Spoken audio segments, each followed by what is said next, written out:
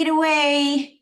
Thank you, Evie. Happy Wednesday, y'all. It is March 13th. We are cruising through another month, rounding out Q1. How the heck did we get here? And we have a lot of amazing broker content today. And I promised Broker Bob that I would keep us on time and follow the agenda. So I will get right to it with our welcomes. I'd like to start off with our welcomes this week. We have quite a few to share. We have we have Reese Davis. Reese has joined us. Katie Davies, welcome, Katie. Babacar Tinney, welcome, Babacar.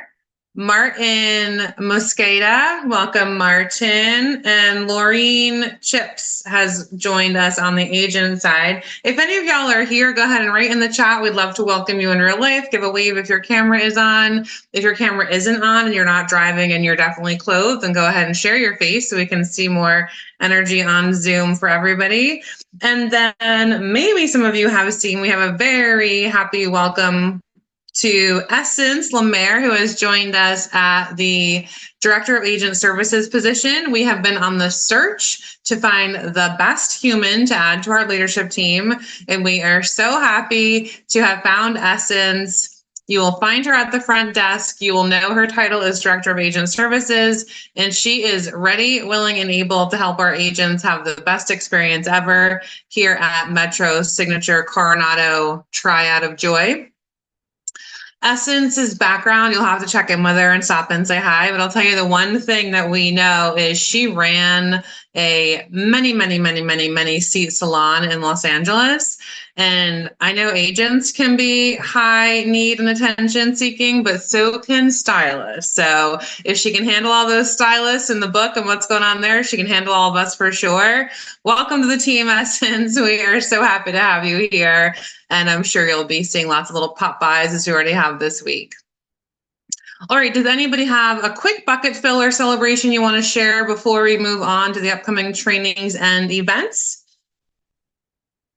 Speak now or forever hold your peace.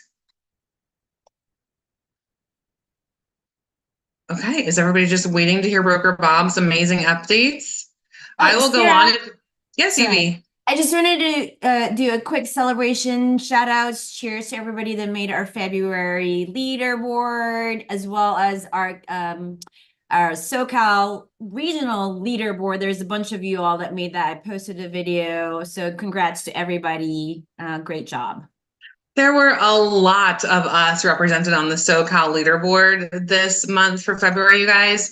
And well, you'll get to market stats next week when Ashley has us in that session and we'll hear all about the market.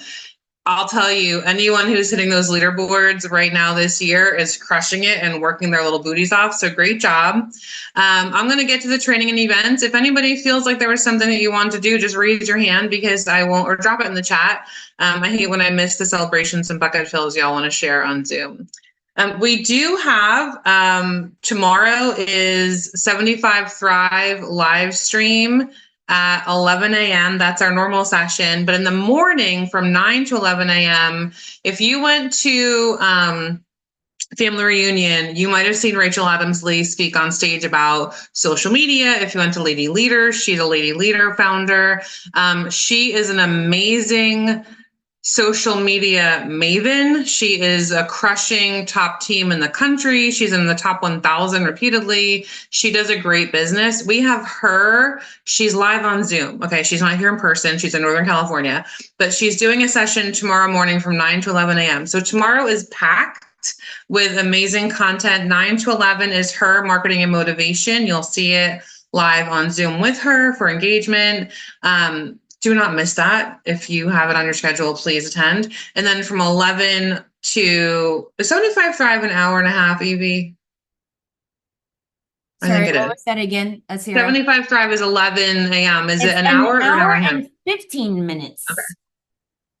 So tomorrow is finding a listing lead today with Scott Ostrode. Scott's the top mega team who's taken over and has launched 75 Thrive to bring us all this amazing content, and he still runs a crushing business. So if you want listings, maybe you should come in and check that one out. And then next week, mark your calendar for anybody who's been after that. Ken Posick, YouTube, Building Your Digital Empire Influence. He's next week, 75 Thrive. That's a lot for tomorrow and for next week, but those are really important classes. We want you guys to attend. The recordings are available after. When you're on live, you can ask questions if you have them in the moment. Okay, that's the difference. And then next week, we have our St. Patrick's office potluck preceding our market stats session. Is Ashley here to pitch stats for next week? Yes. Go ahead, Ash. Yeah. It'll be a really, really good stat session. I implore all of you join us there. Got some special announcements you're going to want to see in person. And I shared some of the numbers yesterday with Sarah, but I got to put the final touches on it.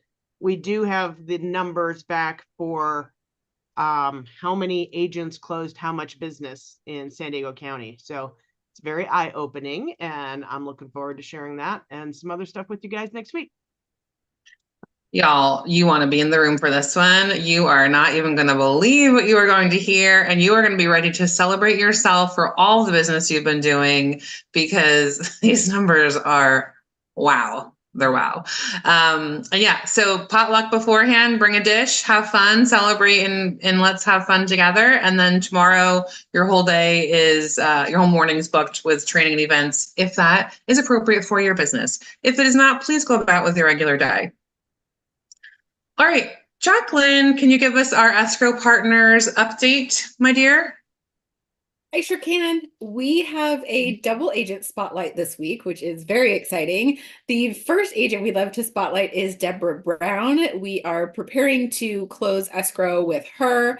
So we are very excited for that amazing transaction. And we also wanted to say that because of Escrow 101, we were able to bring in and come teach in the Market Center to all of our new agents who didn't even know what escrow was. So we will continue to partner with all of our coaches and mentors to keep bringing you more education and training. So just know that will be on the calendar, and I will let you know when that's coming up.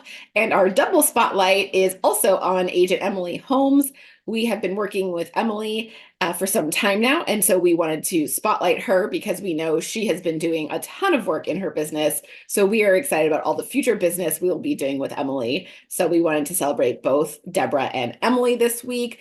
This slide has a QR code you can scan with your phone. I know a lot of times people in the moment need something really quickly. You need a net sheet, you need something really fast. If you take your camera right now, take your phone, get this QR code, it will take you to our link tree. The first item on the link tree is our contact card. Go ahead and just save that in your phone so that when you panic and need something from Nicole, our escrow officer, or from myself on the marketing side, you have our contact info already in your cell phone, and you can just look up the word escrow, find us, find escrow partners, and we can get you whatever you need quickly in the moment so that we don't hold you down, because I know y'all move fast. Don't think I didn't notice how your shirt matches the slides for escrow partners today, Jacqueline Graham, marketing maven extraordinaire. All right, thank you so much for that. It's like nothing Jacqueline does is by mistake. Thank you for the update. Do not hesitate to take advantage of that link tree code, you guys, and scan and ask questions. Our whole team is here to help you, and you don't know what's possible from different people until you ask and have the conversations.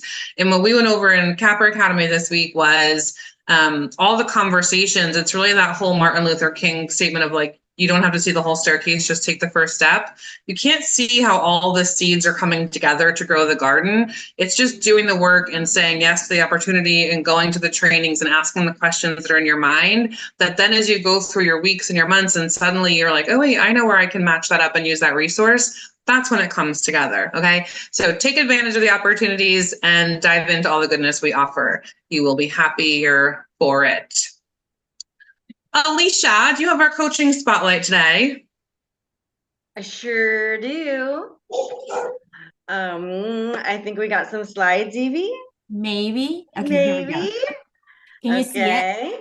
Okay. So Eric Robertson, who knows everything there is to know about land, opened escrow on some land in Julian. He is with Coach Deborah in her growth program.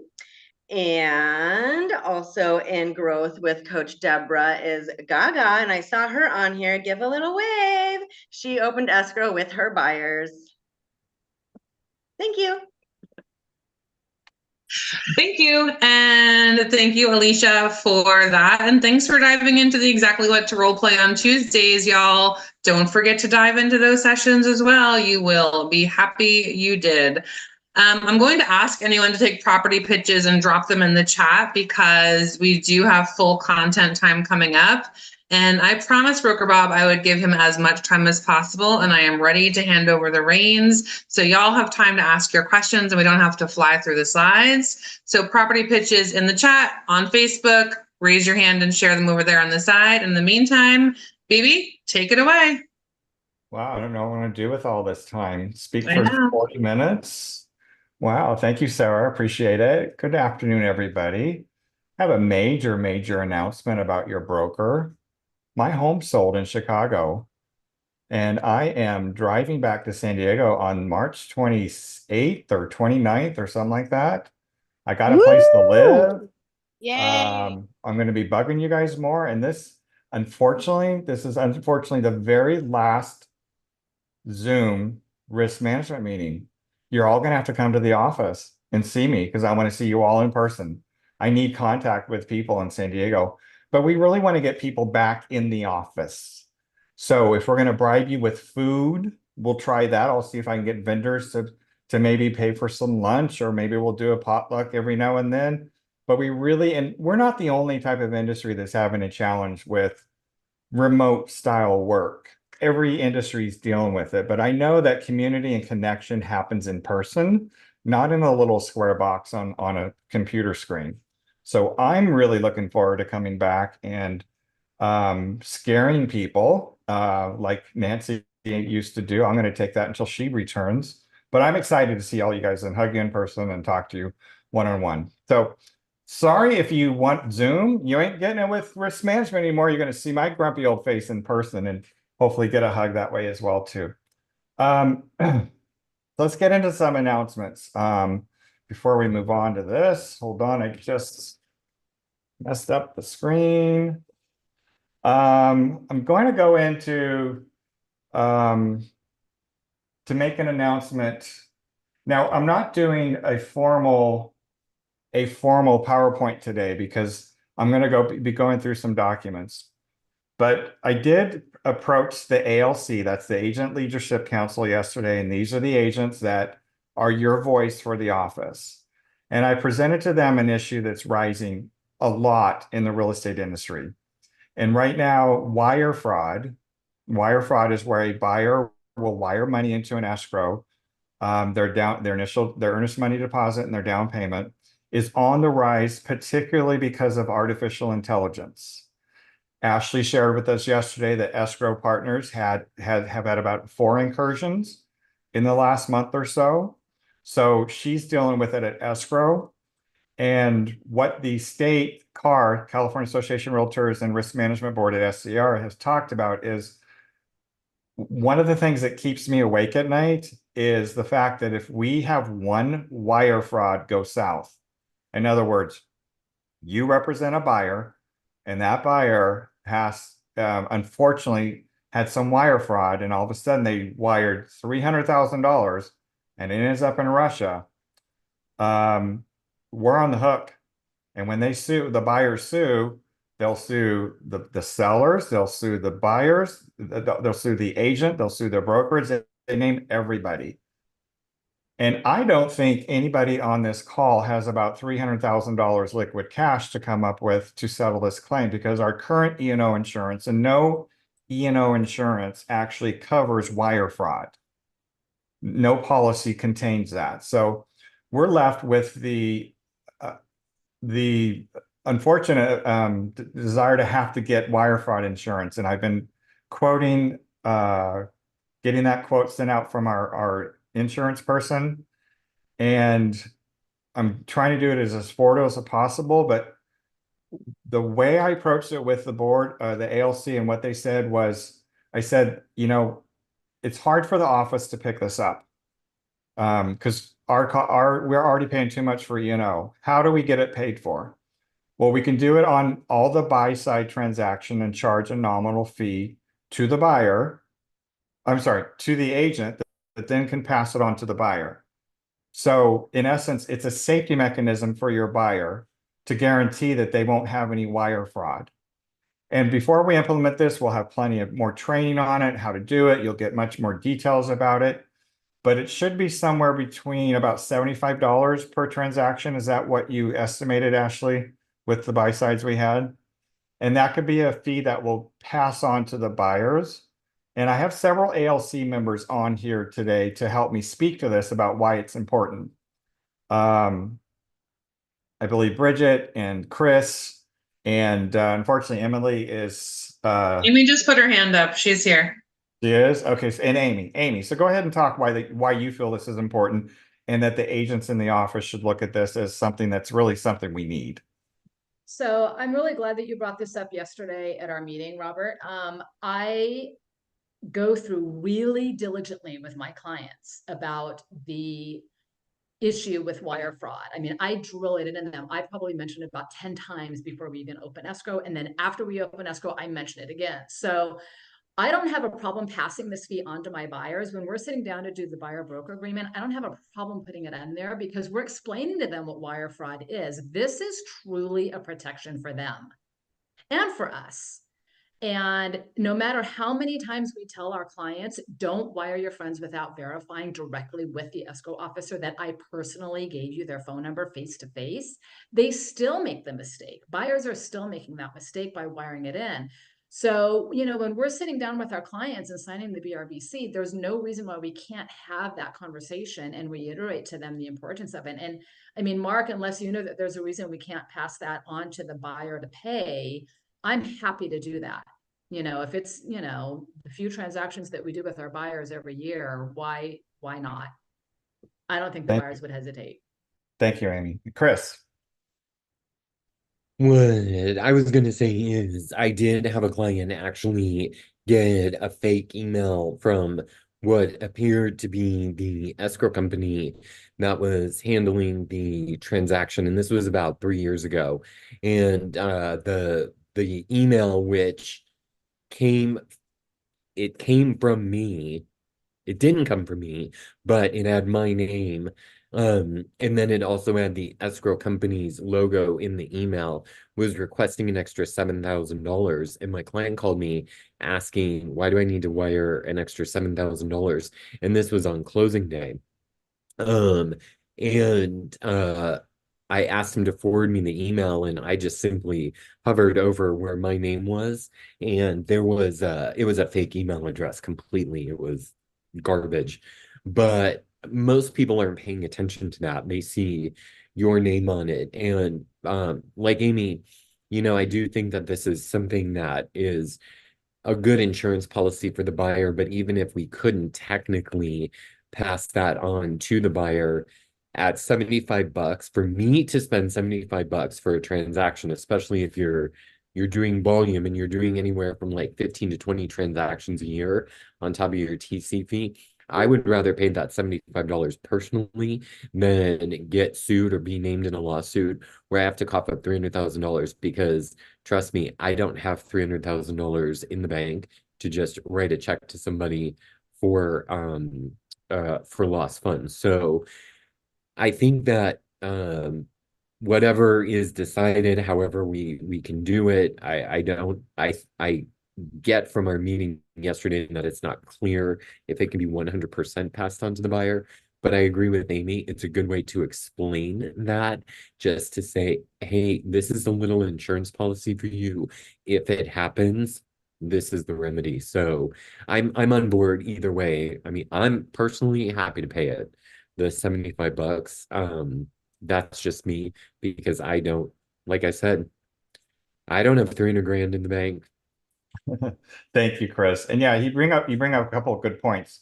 is like, we don't want to charge a monthly fee to everybody because not everybody's going to come Right. across this because only some of you are doing the transaction. So it's mostly affecting buyer side transactions. So if you're doing a lot of buyer side transactions, then yes, that fee will be within that transaction. Chris also said something, he got hacked a few years ago where his clients got an email that looked like it came from Chris. Now that was 3 years ago. And with the advent of AI and the increase in the use of AI, now it's coming in the form of not just an email, but it's come in the form of maybe a phone call.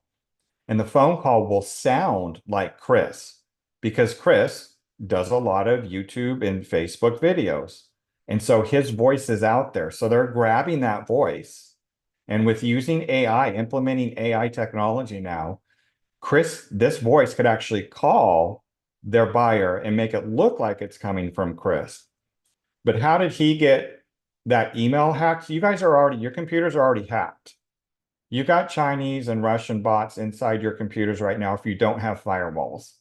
That's why if you've heard me say the safest thing for your transactions is to use a KW email address rather than a personal, because we know that KW is secure because you're sending sensitive information back and forth during your transactions to your buyers. And if you don't have multi-factor authentication set up on your, God forbid you have a Yahoo, and please don't take this the wrong way, but I don't think Yahoo and AOL or MSN are as secure as they could be. And if you don't have multi-factor set up, then you're definitely hacked. If you've ever had a fake Facebook account set up that looked like you and they're asking your friends to friend them, your computer's hacked unless you have a firewall on that computer. So a lot of people don't have computers, and you're going to Starbucks, you're working at Starbucks and doing your contracts there. That's an open Wi-Fi connection that people can get into your computers there as well. So technology is a concern, but technology and your safety with making sure that you have your computer secure is very important. You should consider, making sure that you have anti-spyware on your computer all the time. Emily, go ahead. Yeah, sorry guys, I'm not feeling great today. Baby wants to come out. But anyway, I have the same example that Chris has, except mine was a good friend client, and it was his final cash to close. It was $60,000. It was pretty much their life savings at the time. And someone duped the escrow officer's email and sent new wire instructions the day before close.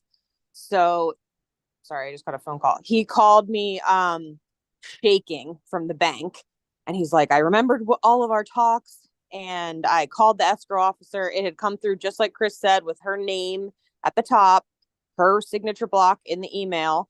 And I got him to send it to me as well, and he sent it, and it was a totally wrong email. But again, he's not checking that email that it came from that address, right? So very, very scary for him. And we just don't want that to happen, let alone they were closing on like Christmas Eve. So this was like the 23rd, a couple of years ago. And it is well worth $75 for this peace of mind when it's not covered by our current insurance, whether I have to pay for it, like Chris said, or whether we can pass it on to the buyer. I am open for either.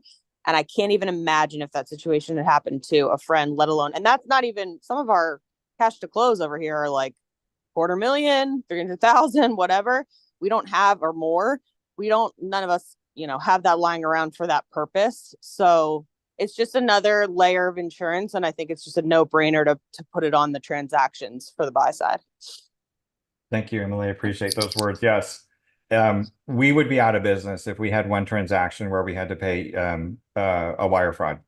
There's no way that we could handle a huge hit like that. And it would devastate us. It would devastate you and your career and your potential career too, moving forward, because then that buyer would really have a claim against you. So that's why we're implementing this. You'll hear more of that within the next few weeks. Robert, can I ask a question? There's a question in the chat box from Yvette. She said, how much is the coverage? Meaning, how much does it cover in terms of the wire fraud transaction?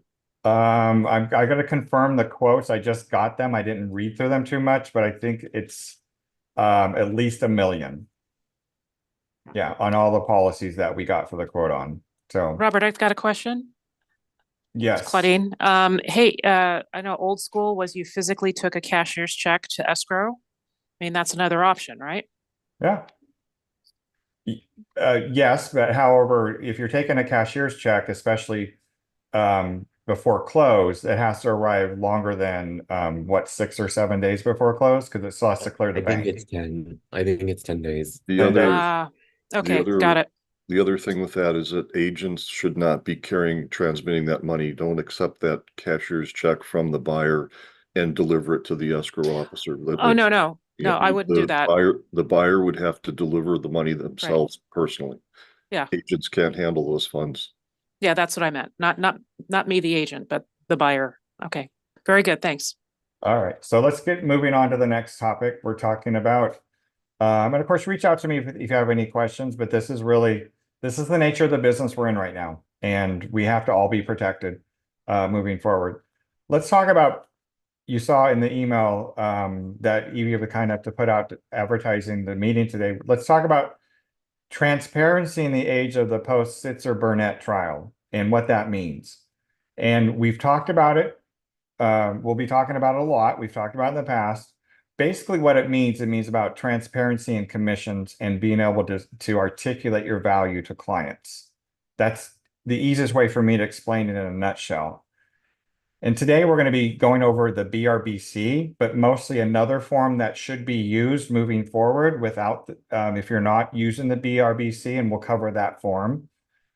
But I know that a lot of people are intimidated to work with BRBCs, in other words, a buyer broker agreement with buyers. And if you're intimidated by it, I get it. Unfortunately, statewide, very few agents want to get their buyers wrapped up into an exclusive agreement. Well, that's why CAR redesigned and relaunched the BRBC instead of the BRE in December of 2022. And their intention with the BRBC was to make it more palatable for a buyer to want to sign a copy and go under contract with an agent. But why should you as an agent work with people that have a BRBC? Well, primarily, the buyers will become more committed to you because they see you now more as a professional working relationship.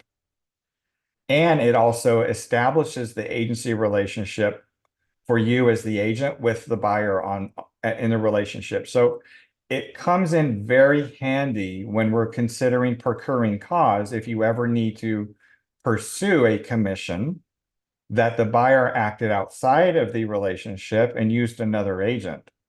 A lot of agents have come to me and say, Broker Bob, one of my buyers went and bought a house and they didn't use me. And my first question is, did you have a buyer broker with them? And 90% of the time was no. Well, I can't pursue anything legally with that buyer if you didn't establish the relationship.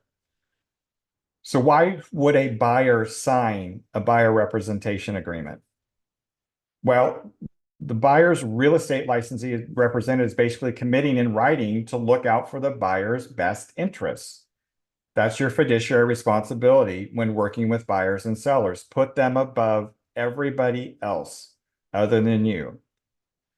The great thing about the BRBC, if it's implemented right and written up right, there's no out-of-pocket costs for the buyer. In other words, the compensation that will be paid will be the compensation that's advertised in the MLS or being offered as the compensation by the seller. But what happens if there isn't one? What happens if, and I've seen this now where some sellers are offering 0% to the buyer compensation. That's offer of compensation. So how are you going to get paid? So it's important to have this relationship early on up front to define how does this relationship work? What are the parameters we're going to work together with? And how will I get compensated for what I do? And that's how you then start articulating your value. See, in the past, a lot of agents would just put the buyer broker in front of the person and say, here, if you want me to go show you houses, sign this and I'll take you out. Well, that's great, but did you articulate your value? Did you go through a real buyer consultation? Did you define what your role was and what their duties are as well? Did you discuss with them how you get compensated and what that compensation covers for what type of job you're going to do? A good BRBC will also help a buyer pursue every lead possible for a property. We have what? What's the MLS? Like 2,200 properties active in the MLS today. And if you are using just the MLS to find homes for your buyers, you're doing a disservice for them. You've got to be out there networking. You've got to be going to caravans. You got to be talking to agents that have a lot of listings to see if they have anything coming up. You got to be going through expireds and FSBOs. You got to be doing door knocking. That's how one of my best friends does a lot of her transactions. She doesn't wait for what's on the MLS. She actually has a list of people she's constantly calling to try and connect buyers and sellers. So remember that point today. Please, if you're kind of new, just don't rely on the MLS. You've got other avenues of properties out there that are more than just within the MLS. And why else would a buyer want to sign? Well, as market conditions change, working with the real estate licensee that is contractually committed to representing the buyer can help the buyer take advantage of newfound leverage and market realities. And that's the reality we just discussed. With lower inventory than we've ever had before, you're going to have to go out there and find the inventory for these buyers. But why would you not have them commit to you before you're doing that? And this is the type of stuff you'll do in your buyer consultation. So the great thing about when they modified the BRBC is they made it either exclusive or non-exclusive. So exclusive means any property that buyer buys, set up with your parameters, whatever the parameters were, they would technically owe you a compensation. But it gave the option of doing non-exclusive, meaning if you didn't want, they can work with other agents, but if you were working in this buyer broker capacity with non-exclusive agency, basically what happens is it's really on what's called broker identified properties. These are the properties that you technically either showed them, either in person or virtually, or you took them to the property, or you wrote up an offer and presented it to the sell side. Those are what's called broker identified properties. In other words, you had a hand to play in them getting attached to that property. So if you have ever sat in on my Mark and I's buyer broker contract training, this is what we discuss. It's that form, and we'll go through that form in a few minutes. So what should be emphasized to a buyer when presenting the buyer representation forms? One, the forms establish mutual agreement to work for one another. In other words, it's a two-way street. It's just not you doing everything, but they also have their defined tasks that they have to do as well. Any compensation offered by the seller's broker is credited against the buyer's obligation to pay. So if there's an offer of compensation in the MLS, then the buyer will get that credited. Let's say that you wrote it for 2.5% and the offer of compensation is the MLS is 2.5%, then the buyer's not going to pay anything. Your term of the agreement may be as long or as short as both parties agree. Some brokers may prefer to start with a short period to get to know the buyer better and find out if the buyer is serious, qualified, and compatible with the broker. I did that a lot. I said, we're not getting married. Let's just date for a week. Let's just date for 2 weeks and see if we like each other. And then that's your time in that 1 week or 2 week period to convince them that you are the agent and you're showing value in when you go out and show them a home. You show them value by telling them about the neighborhood or why this house is great for them based upon what their needs and wants were. I had such a great agent in Chicago.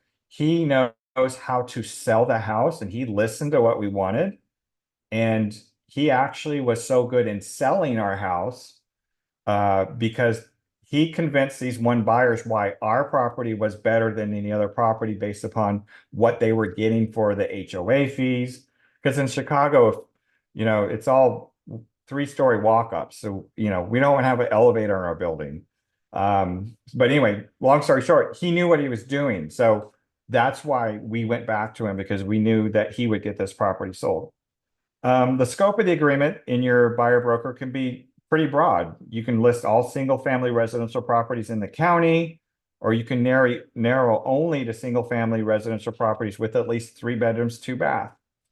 And then buyer representation agreements can be modified. This is the great thing about the new BRBC. They can be modified by mutual agreement. And then signing an agreement is very common for professional services. I consider you guys no different than attorneys, CPAs, accountants, anything like that. And you always sign the documents to hire an attorney. They make you sign it. You guys are no different. You are professionals, and you need to treat yourself as a professional. Okay, so if you're new, I don't want you to be intimidated. So I've come through a few questions in here, and one of them is, how do I ask the buyer to execute a BRBC, especially when there may be other agents who are not requesting such an agreement from buyers? Well, so the answer would be, it's really the opportunity for you to show and articulate your value. So Gary Keller has a class coming up, and I'm going to share it with you at the end of this. But you all should be taking this class, because Gary's going to walk you through, how do you articulate your value to a buyer? How do I do that? What do I say? What are they looking for? Remember, buying a home is a very complicated process. In fact, it's probably the most complicated process that buyer will do in their entire lifetime. We often take for granted, because we do it all the time. We sell homes all the time. We think, it's just secondhand to us, second nature. But for them, and I can tell you, I was a buyer in the last 2 buyers. I was a buyer twice in the last 5 years, and boy, was I stressed out. And now I'm on the sell side again. I'm one of those sellers that's has been nervous for the entire time. So I bring this up because I want you to realize, if you want to feel what your buyers or sellers are going through, go buy or sell a house, and you'll be kindly reminded why they're a little bit emotional, and you are now their guidance counselor, helping them through a very difficult time in their life. How do you explain the buyer's obligation to pay for your services? Well, this is only done after you explain your value proposition, like why would they want to hire you? Now, remember, the compensation is negotiable between the buyer, you and the buyer. So you can explain the BRBC paragraph where it defines in 4D, where it defines how it's paid, but then you also then explain to them, you know what? I'm going to ask the seller to pay for this in any offer we make. Next question was, how do I address possible buyer concerns about being tied to a buyer representation contract?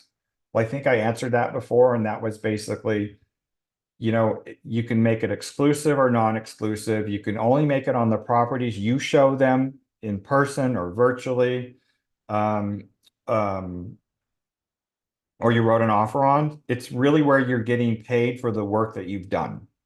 And the great thing about it too, it's easy for a buyer to cancel the BRBC.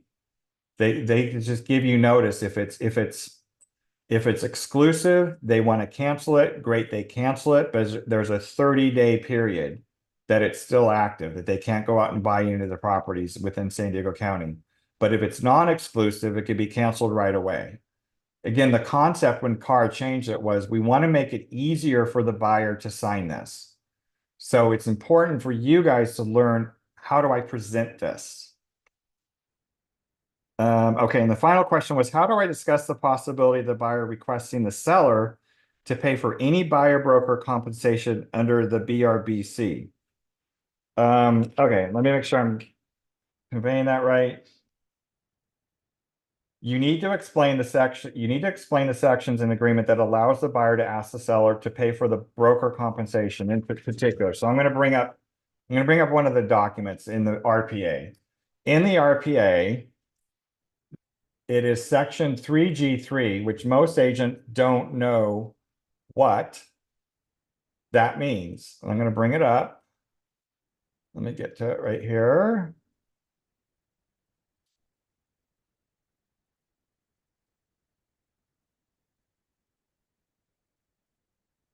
Okay, so section 3G3 of the contract. Mark tells me that other agents on the outside of this company check this box and it's always wrong. But this box is checked if and only if you are working with a buyer that you have the BRBC engaged with that buyer. And that BRBC defines the level of compensation that you and that buyer have agreed to work with. So if you've asked that buyer, you're worth 3%, 2.5%, 2%, right? But let's say for S's and G's, you put 2.5%. And you're going to check this in the BRBC. So you're going to check this box. And then when you would submit the offer, you're going to attach the form, the SPBB. You're not going to attach the BRBC, you attach the SPBB that defines what that buyer has agreed to pay you in that BRBC. Any questions on that? Have I confused anybody? Can you review that again? Okay, so section 3G3 of the RPA, if this box is checked, that means that you do, with that buyer, have a BRBC in place. And the level of compensation defined in that BRBC was you and that buyer agreed that you were going to be paid 2.5%, or the buyer was going to pay you 2.5%. Yet you were also going to get the seller through the MLS to pay that amount. So let's just say you've agreed that that buyer is giving you 2.5%, but the commission in the MLS is 3%. Well, now there's a 0.5% difference. With the BRBC, you are entitled to that extra 0.5% from the seller, or you could credit it to the buyer. So that's why it's really incumbent upon you to take all your BRBCs at 3%. Just in case you come across a listing that is at 2.5%, you can get that additional 0.5 point to yourself, or you can credit it to the buyer. Again, articulating your value will tell you how much you're worth to that buyer. And I feel, and other brokers in the state of California feel, that with the after post Sitzer Burnett and everything that's happened, we think really good agents are going to be able to negotiate a full 3% or maybe even more on some of their offers. So the better you get at articulating the value, the more money you will make. I have a question, Robert, if you may. Go ahead, Susan. We're seeing a lot of 2% right now. So if you have this in place and it's a 2%, does that mean your buyer will then be contributing that extra 0.5% to get you to what you agreed on? Yes. Okay. They're agreeing to make sure you get paid 2.5%. Good question, Susan. Thank you. So this is also, you could take this from the listing agent side. You might receive an offer that has 3G3 checked and an SPBB accompanying the offer. It's just an offer. The seller's not obligated to say to accept it. It's still a proposal, just like anything else in the offer. So from a listing agent perspective, if you receive a purchase agreement, it has that in there. You just advise the seller that they're asking for an increased commission amount, and the seller can say no, or the seller can say yes, because it's a really great offer they're bringing. But, there's that option too. Yeah, any seller can say yes or no. Okay, I want to make sure I understand because I'm hearing so many different conversations through this. So I write an offer. I have a BRBC for 2.5%. I write an offer on a 2% listing. I check this box and I provide the SPBB. The Correct. seller agrees to it. The seller now will pay me, our brokerage, 2.5%. That is correct. Okay. If I have the BRBC at 2.5 and the buyers are being offered 3%, do I need to check this box? No, because your compensation is already greater than the compensation listed in the MLS in your example is already greater than what your BRBC compensation is. So you would receive the compensation listed in the MLS. Okay. So if the compensation offered in the MLS is matching my B or BC or higher, I don't need to do anything extra. That's correct. Okay, thank you. Good question. It- Thank you. Question then on, let's say your client does accept that, right? So you're getting, let's say the seller, the listing agent's getting 5%, right? They're offering 2%, they're keeping 3 or something like that, right? And, or let's say 4% and they're offering 2 to the other side, and they're keeping 2. And the seller agrees to 2.5%. But the seller is saying, okay, I'll give you another 0.5%. So would we do an amendment to our listing agreement before we sent out the response of acceptance on the counter? Make sense? Yeah, Yeah. it would depend on each situation, with each seller, what you agreed to with them. If they, if the total compensation was 5% and it was, let's say, 3, 2 to the, 3 to the listing and 2 to the cooperating, and they agreed to, increase it, well, then would you increase the total compensation to 5.5? Or would you shift some of the money from the listing broker commission, which is 3, to the cooperating broker commission? So it still remains at 5%. So it's a conversation to have with the seller if they would increase the total commission or reallocate the commission in some way in order to accommodate their acceptance of the buyer's request. You're talking about from the listing side, the listing agent to the Yeah, seller. right. Not the buy side. Correct. Well, I'm saying Okay. if you're doing it Clarity on simultaneously, that. if you're basically trying to do both at the same time, seeing the kind of how you'd best structure it. But yeah, thank you, Mark. That makes sense. So this is the SPBB that, as we said, would be submitted if it needs to be submitted. May I ask Robert, a question? Yes. All right. So Mark Miller, you were saying that a lot of times this box is checked incorrectly. If I have a listing and it comes in with that box checked, but they don't provide the CB, whatever it is, the buyer broker agreement, do I then reach out to the buyer's agent and ask for a copy of that buyer broker agreement, or do I counter it out in the response? Well, a lot of it depends on what your seller would agree to or not agree to. If they, flat out tell you, well, we're not going to agree to an increased commission to the buyer's agent, then you just remove it by seller counteroffer.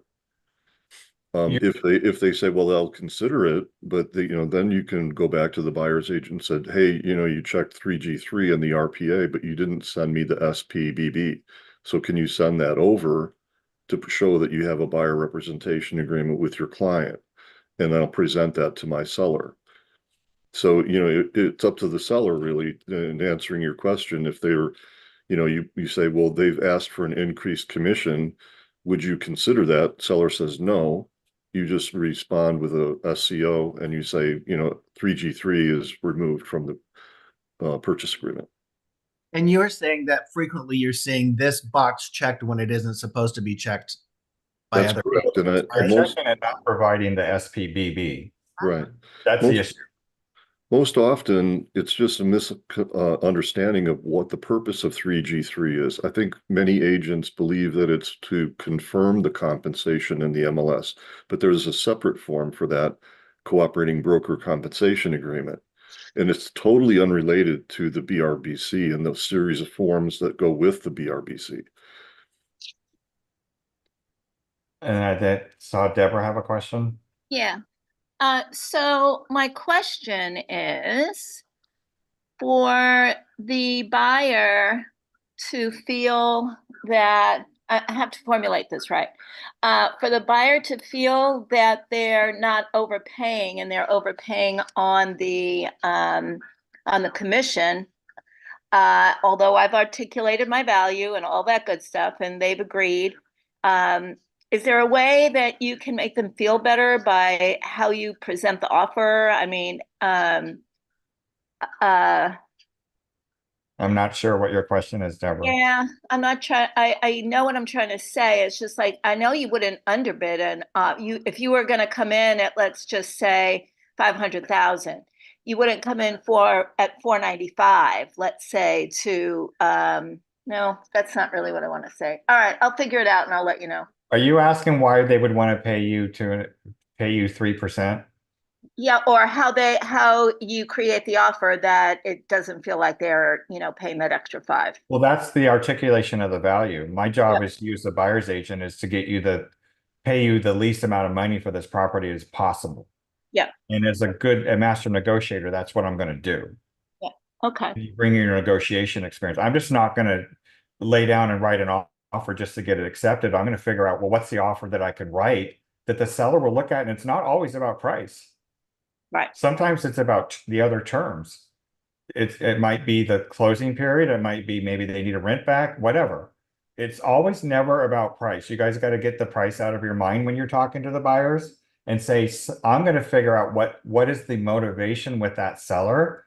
And now how can I craft that motivation into an offer and get you the best price for this home? Amy. So Robert, can you go through this SPBB and show us exactly how to fill it out? Let's say I have a BRBC for 2.5% and the buyer's agent compensation on the MLS is 1.5%. How would I fill this form out? I'd like to answer that by maybe suggesting that you take that free class that CAR is offering. I dropped the link in the chat a few minutes ago.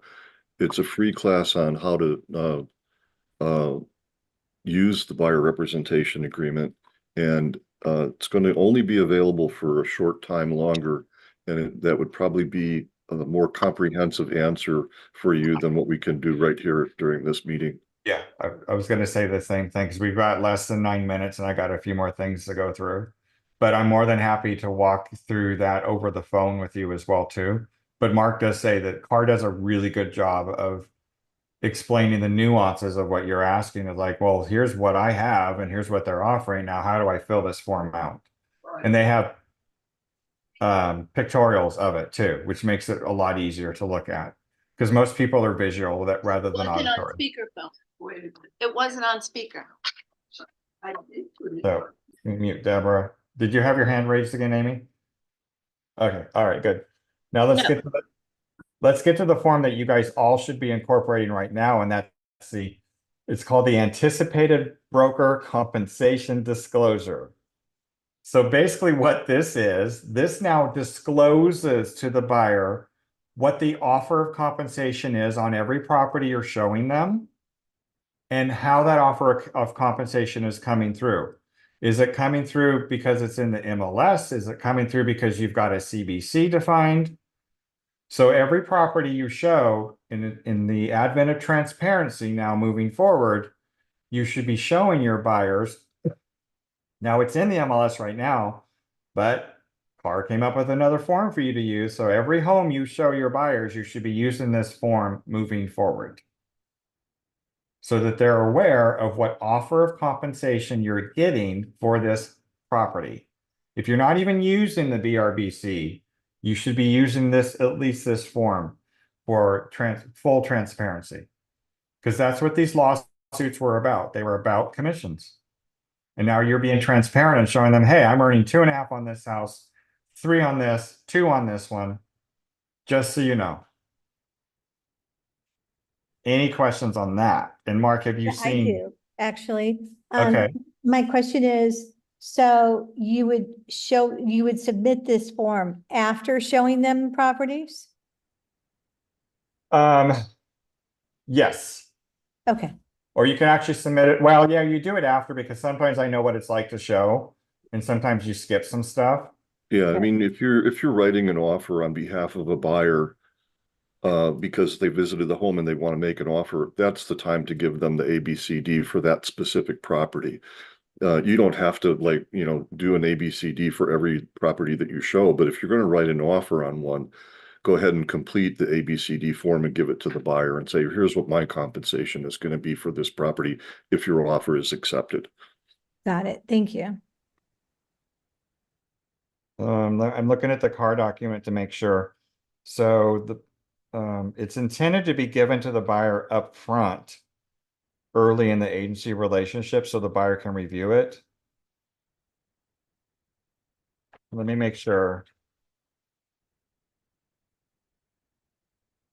Yeah, that's what they're saying on the CAR handout, Mark.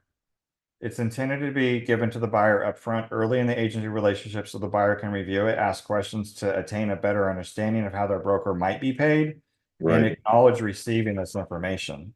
I think it's one of those things where, you may not have the information to fill out on the form for specific properties when you do it at a buyer consultation, but you can certainly give them this form and say, look, I'm going to explain to you what my compensation is. Here's how I'm going to do it. And they can, preview this form. But then when you've got a specific property, you can complete the form and give it to the buyer. They're already familiar with the form in that example. I just realized something. This form has been updated. This is the old one. I Okay. accidentally put in the old form.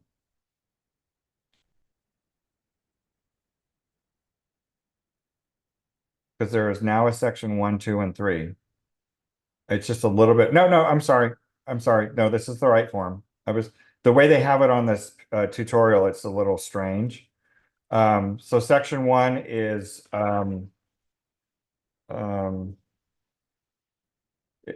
the compensation to be paid. This is section 2 right here. Has a chart of the listed properties that are being shown to the buyer. So just shown when you show it. That's what they're saying. They say give the form up front so they acknowledge it and see it. But then when you show the property, then you give them a new form so that they can see what the expected compensation is and what the source is. It's also a place for the buyer to initial at the time the property is shown. So take this out with you and have them initial when you're showing the homes. And then section 3, this part down here, this is a place for the broker to disclose the final amount of compensation earned in the transaction after close of escrow. And it has a place for the buyer to initial to acknowledge receipt of this information. So this part right through here is what the final compensation is, and the buyer signs it, initials it, so they know what you're making on it. Okay. I know I went through a lot today. We're always here to answer questions and help you navigate through this. But I don't want the people to call me on a Sunday night and never even looked at the form and want me to help them fill it out. That's why we have plenty of training. We do plenty of training opportunities. Okay. All right. Got the wire fraud. Okay. I'm doing a pitch now for and all you guys have this PDF that was emailed out and posted on Facebook, but Gary Keller's doing that, how to articulate your value to your clients. So they have 3 sessions left. They've already done 1. They have 3 more dates. And I put in the link for the full slide deck and then follow the link to register for one of the 3 sessions that are left. And then the next announcement is for Mark has the 2024 templates for Zip Form Personal Edition. If you have not installed them, click on that link right there. It tells you how to install them into your personal Zip forms. So if you want the templates for all your transactions, get that link. And then also in there is the link for the Metro transaction opening documents. When you open a transaction because of a buyer or seller, then that's all the opening documents you need to submit to Mark so he can do his initial review. Also a good time to do a pitch. If you guys haven't attended Mondays with Mark live on Zoom. Mark, tell us your little Mondays with Mark.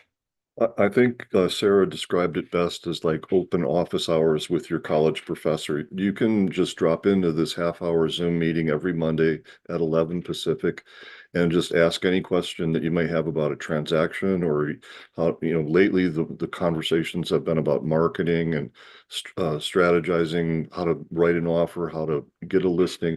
So we talk about all sorts of things on Mondays with Mark. It doesn't necessarily have to be transaction specific, but so drop by sometime and just check it out. Thanks, Mark. And then there's my email address for anything you guys need DocuSign. That's the email address you use. I know some of you old schoolers here are using my personal Gmail, but this was taken away about 2 years ago. So please eliminate my personal Gmail. I don't sign anything through that. I just want to bring that up, and I will sign anything that's filled out completely. I won't sign anything that's blank. Reason being is I don't want to take the responsibility of signing something that wasn't filled out properly, and then I made a mistake. So send me anything that's completely filled out, and I'm more than happy to sign it. And my turnaround is very quick to get stuff signed because I know you're all working really quickly to get the documents back and forth. That's it. I see Evie posted the next risk management is going to be April 27th in 24th, in 24th, person. BB, 24th. 24th? Okay. Yes, sir. Okay. Thanks, Stevie. All right. Any questions before we go? All right. Gary's session is the same every time, right? It's not a series. Correct. Same one every time. 4 chances to see it. He will not do it again. Do not miss it. We will teach it after that. It is not going to be the same as Gary Keller and Jay Papasan, who wrote all the books, teaching it to you live. Maybe it'll be better. I don't know. And Judy just posted a coming soon in the chat box. So everybody, if you got properties you want to sell in Chula Vista, reach out to Judy. Great job, everybody. Glad you guys lasted. 61 people right now. Wow, that's a record for people that lasted this long. Everybody have a great day, and I will see you the first part of April. See you for the potluck next week, everybody. Thank you.